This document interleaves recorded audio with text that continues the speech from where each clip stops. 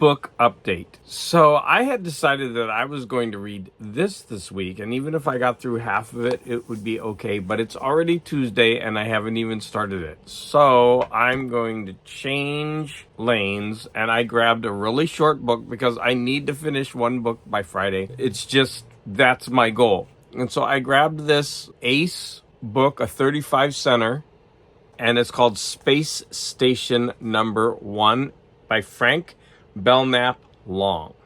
Now, I'll review this in my Friday night chat, but I just opened this book up. Oh, wait, it's from 1957. And for some reason, there's a cast of characters, and I started reading through this, and it's hilarious. Coruscant, he saw all the sights of the space station. In fact, he saw too much. Hayes, his decision would mean the beginning or the end for a world. Clakey, this bodyguard needed special protection himself. Clement, sometimes it seemed as if he were leading a double life. Just come out of the closet, Clement. Henley, with him for a friend, one didn't need an enemy. And then the last one is Helen Ramsey. I don't understand why everyone else has just one name, but the female character has two. Helen Ramsey. Her father had made her a virtual prisoner. This sounds hilariously camp. So I will be reviewing this Friday. Hopefully I'll finish it by Friday. It's not that long. I'll be reviewing this in my Friday night chat. So if anything I read intrigued you, you'll get the full review this Friday.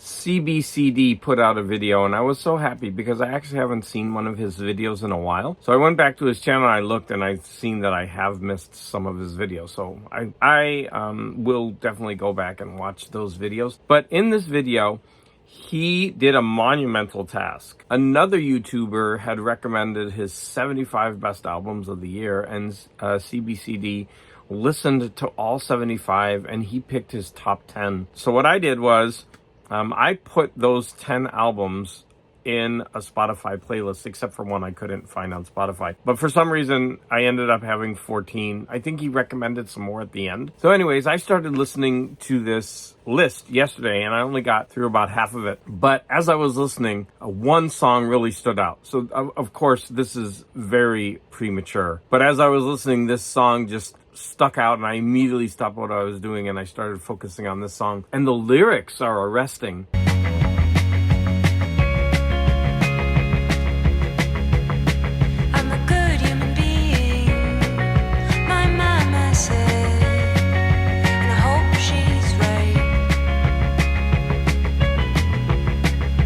Probably over the next few weeks, you'll be hearing more about my favorite picks from this list.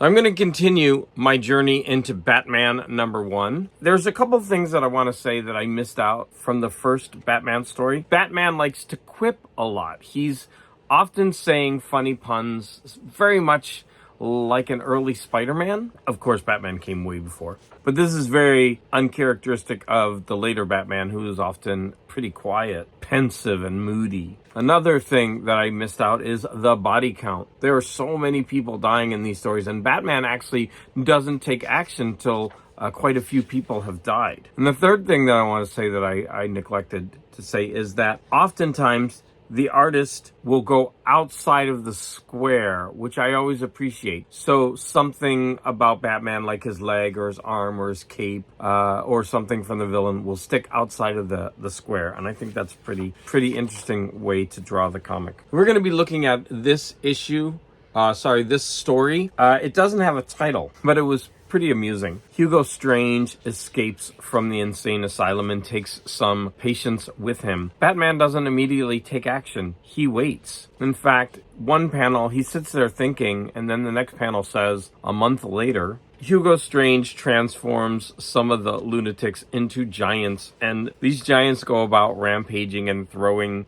cars and people around and smashing people and throwing them through windows. It's pretty funny. But what I want to say is, again, the colors really stick out the background colors. I love the use of these really dark lines for each box, but then really light lines to do the facial lines. Batman has a really cool bat plane in the shape of a bat. It's really funny. And Batman is pretty creepy in this comic. Hugo Strange captures Batman and injects him with the serum, which will take 18 hours. And after 18 hours, Batman will also be changed into one of these giants. And then one of the giants just goes ahead and knocks him out. And I don't know, like, why they did this, but then Batman wakes up almost 18 hours later. Like, why couldn't it have just transformed him within an hour or something? But anyways, he's knocked out for most of the 18 hours. When he wakes up, he has very little time to come up with an antidote. In that little bit of time, like 5 minutes, he also has to fight some of the giants. So he cleverly gets the giants to fight each other while he races last minute to come up with a serum. Oh, I also forgot that one of the ways that he's able to escape is Hugo Strange took his bat belt, but he has chemicals in his boot that he's able to put together and use as an explosive. Batman again racks up the body count. He is merciless. He's just killing people, killing the monsters left and right. In one particularly gruesome scene, he puts a noose around one of the giant's necks and he hoists him in the air with his plane and he just snaps his neck mid-air. And then he cuts the body and just lets it fall. This is not something you would expect in a typical Batman comic. And then the end of this comic is a reenactment of King Kong. One of the giants climbs up onto this very tall building and Batman uses his bat plane. He's coming at him and shooting at him, and the onomatopoeia is always rat-a-tat-tat. But the bullets don't affect him, so he has to use a gas swing in with his plane gas, and the monster falls. It's very, very much like King Kong. Now, after that, we have a one-pager of a story called Strictly Publicity. And it starts out with an intriguing mystery. A radio show host dies suddenly on air, live, in a closed room with no weapon. And so this article goes about the intrepid reporter has to go out and find out how he actually died. The rest of the story is a letdown because when it's revealed how the man kills himself and why, it doesn't live up to the premise, but it was still a fun one-pager. I do want to read this one little bit to you. All in all, he was badly jammed up, so he decided to kill himself like the cowardly phony he was. So we definitely have a different idea of suicide these days. So I'm almost, in one more page, I'll be halfway through this issue of Batman. So yesterday I was playing a video game. Sometimes when I play video games, I will get migraine. Don't know why. Maybe because of the big screen, who knows why. I felt a headache coming on after I was done playing it. And so I said to my husband, hey, let's just go out, have a couple drinks. We each had a beer in the house. And then I was like, let's go out. And we did. So we went out, we stopped at one bar, had a drink. Then we went to eat dinner. Even though it was pretty expensive for what we had, it was a really nice dinner. My husband surprised me because he actually got the vegan pizza, and that meant we could share. Now, at the place we had dinner, we each got a beer. Now, I don't buy beer because of the type. I buy beer because of the packaging. So this one is a Pilsner, and this one is a blonde ale. I actually didn't really like either of them that much. I think it's because I like darker beer more. But look at this one, has like a play. It's Capiche, and it's an Italian style Pilsner, and it's got this, like Godfather, Kill Bill kind of vibe going on. I love this can. I'm going to keep it. And I love these because they do remind me of vintage paperbacks. And then that was my husband's, and I got this one. One Night with Nora. It says she was the life and death of the party. And then you see these legs with this this guy who's presumably dead in the tub. I bought 2 beers just because I enjoyed the art, and I'm actually going to keep these. We are going to go back to a local shop. When we went there, it was closed. So we're going to go back today to try to get more in this series. Something else for me to collect. But after we ate, we went to a local record store. And after that, we had ice cream. I'll probably show pictures of all that. So we went to a record store, and my husband made out like a bandit. He got so many albums, and a lot of them I don't know. He got a lot. Like, there was one album I'm going to show you that he really, really wanted it. And in the end, I'm like, you know what? Let's just buy it. You really want it. So the first one is a $2 Destiny. Lauren Gray and Leah Landis. I don't know anything about this. Another one was $2, showing a zipper. Denise Lopez, Saying Sorry, Don't Make It Right. And there's 5 different versions of that song. And then we have Pebbles, Girlfriend. That actually is a pretty cool album cover. Now, I believe this is going to be a single. Yeah, it is. Girlfriend, 3 different versions. I was going through the dollar bin and I was like, I know he likes these kind of albums. So I was like, look at this one. And he like, yeah, I want that. And yeah, $1 for all these. It's kind of like a K-Tel type album. And we actually have some of these. I wonder if we have this one. But man, look at, it's got such a great lineup of songs. That's not, there we go. It's got such a great lineup of songs, but you know they compress the songs on these albums to fit like 10 on one side. So the quality is crap. The next one he paid $5 for is Heartbreak USA. Oh, it's by The Flirts. Okay, so we've actually seen The Flirts 2 or 3 times, and he said this is before The Flirts became high energy. This is more, I don't know what he said it was, but this was their earlier phase. And yeah, $5 for that. And I don't think it's all of the same members of the band either. He bought this $5, Nancy Martinez. Like, look at this thing. It reminds me of a Lime cover. It's For Tonight, 4 different versions. The only song I'm thinking that this is reminding me of is J-Lo, Waiting for Tonight. Oh, look at that label, the 12-inch label. Then he got a Trans X. Now this one was $10 because this is actually a really famous song. And he has a bunch of these, but he didn't have this version of it. And this is Living on Video. And this side has a Living on Video remix. And there's also a Vivir Su video. I don't know if they sing it in Spanish or not. And remix and instrumental. Now we got this one, $12. I don't like it because, you know, it doesn't really have a sleeve. But this is Taps, Hurricane. I probably know this song. I've also seen Taps with him.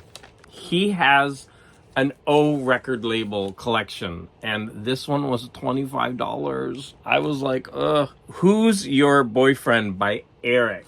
Lust or Love by Malibu. I don't know if I know these songs. I probably have heard them. Now, this is the kicker. So he saw this album, and he just started drooling. It was on the wall. And it's Sophie, My World, extended mix. Produced by Giacomo Maiolini. I like saying his name. Giacomo Maiolini. This album was $75. I was like, what? But he wanted it, and I was like, I can't say no. Like, I won't even spend $20 on an album. In fact, I had an album by Yellow Magic Orchestra for $25, and I was going to buy it until I had to buy this, and I was like, nope, and I put it back.